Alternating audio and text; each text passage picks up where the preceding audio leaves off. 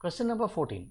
An object of weight W is suspended from a Newton meter. Newton meter is nothing but force balance. Okay. So when the object is completely immersed in water, the Newton meter reads P. So here it is P. Why is it reading P here? Why not W? Reason is because there is an apparent weight, right? So now let me draw the free body before I read this one here.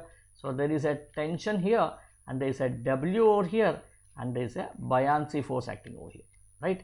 So now what does it read here? It reads that P plus T, sorry, this P is nothing but T, this tension over here. So thus I can now write, for this one I can now write this as T plus B is equal to W. Okay. Now in other words, T, what is T here? T is nothing but read by this. So I can now write P plus B is equal to W. P should be equal to W minus B. Okay, I can write like this over here.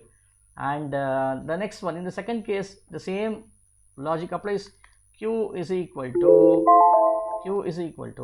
once again W minus B. See, here it is water, here it is oil. What can differ? W will not differ.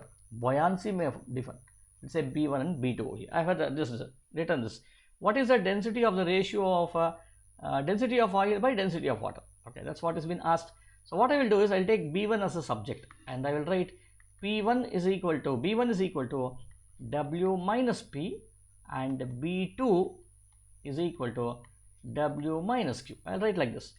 How do you write buoyancy? Buoyancy force is written as a density of water multiplied by volume of the object multiplied by G, which should be equal to W minus P. Here this should be density of oil into volume of the object multiplied by G should now be equal to W minus Q. Okay, so we have got two equations over here. What is that I need? I need a density of oil by density of water. Let me divide this equation with this equation.